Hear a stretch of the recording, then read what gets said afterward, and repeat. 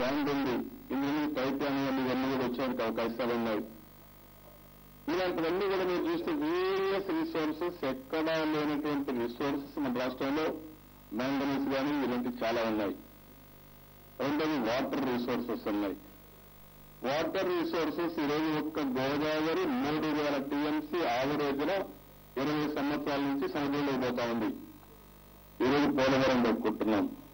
పోలవరం పూర్తయి ఈ సంవత్సరమే మిగులు జలాలు సముద్రంలో అన్నింటినీ పోలవరం కుడి కాలువ ద్వారా కృష్ణా డెల్టాకి తేవాలని టెండర్లు పిలవమంటున్నాం.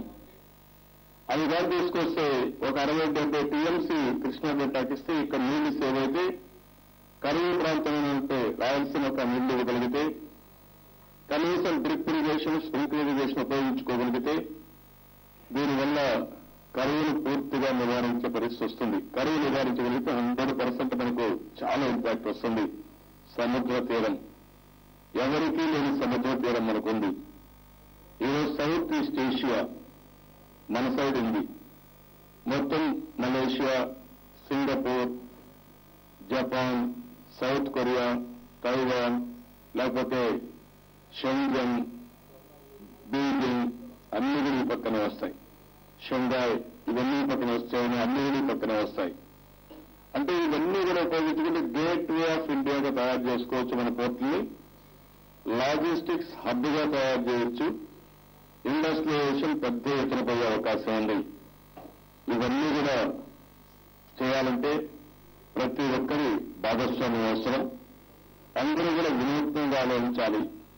మామూలుగా ఆలోచిస్తే ఇవన్నీ సాధ్యం కావు. వినూత్నంగా ఆలోచిస్తేనే సాధ్యమవుతాయి.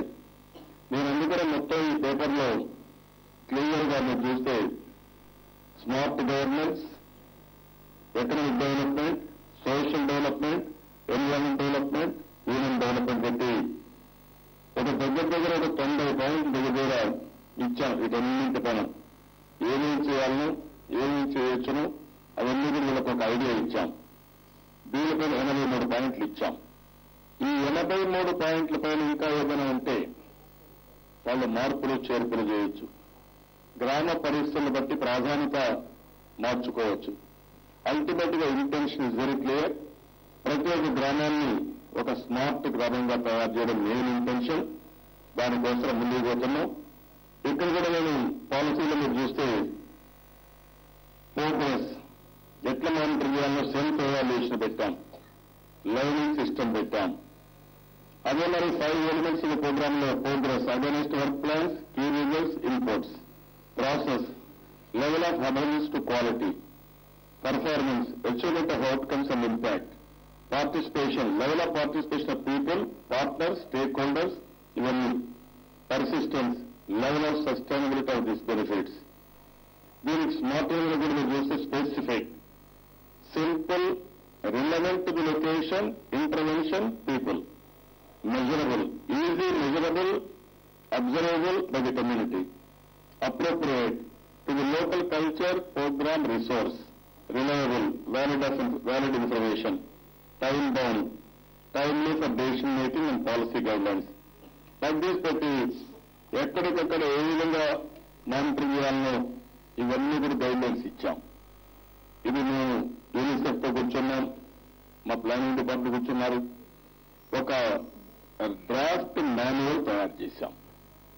ఇది సక్సెస్ కావాలంటే ప్రతి ఒక్క డిపార్ట్మెంట్ స్మార్ట్ గా ఉండాలి, ప్రతి ఒక్క మంత్రి స్మార్ట్ గా ఉండాలి, ప్రతి ఒక్క ఎంప్లాయీ సెక్రటరీ స్మార్ట్ గా ఉండాలి, కింద స్మార్ట్ గా ఉండాలి, రాజకీయాలు కూడా మరీ మీరు ఎక్స్ట్రా స్మార్ట్ కాకుండా స్మార్ట్ గా రావాలి.